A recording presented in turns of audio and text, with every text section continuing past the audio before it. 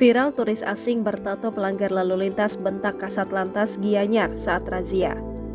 Sebuah video viral di media sosial memperlihatkan seorang warga turis asing di Bali yang emosi dan membentak seorang polisi. Kejadian tersebut berawal dari razia yang digelar Satuan Lalu Lintas Polres Gianyar, Bali di depan Puri Agung Ubud pada Rabu 15 Maret 2023. Dalam kegiatan razia ini, Satlantas Polres Gianyar juga dibantu oleh Kepolisian Polsek Ubud. Hasilnya ditemukan belasan wisatawan yang berkendara tanpa helm. Seperti dalam video yang diunggah oleh akun @infobali.viral, terlihat turis asing yang tengah mengendarai motor tapi tidak memakai helm. Sambil bertelanjang dada, pria yang dipenuhi tato itu tampak mengomel saat ditegur oleh petugas polisi lalu lintas.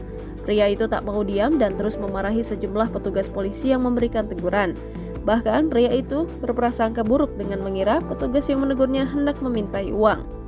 Dikutip dari Tribun Bali, rupanya polisi yang dibentak oleh turis asing tanpa helm dan tak memakai baju itu merupakan Kepala Satlantas Polres Gianyar, AKP Muhammad Bayangkara Putra Sejati. Tampak AKP Bayangkara tenang menghadapi pria tersebut meskipun dari gerak tubuh dan mimik wajah pelanggar lalu lintas itu terkesan menantang. Dalam video yang beredar di media sosial, banyak netizen yang menyayangkan sikap turis asing tersebut.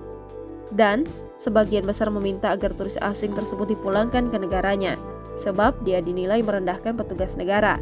Kasat Lantas Polres Gianyar, AKP Muhammad Bayangkara Putra Sejati saat dikonfirmasi membenarkan adanya hal tersebut. Saat itu, pihaknya tengah melakukan razia di Catus Data depan Puri Ubud. AKP Bayangkara mengatakan terkait pelanggaran yang bersangkutan berkendara tak menggunakan helm serta tak sopan karena berkendara di jalanan umum tanpa memakai baju. Dan untuk kendaraan tidak disita dikarenakan yang bersangkutan menunjukkan STNK, ujarnya.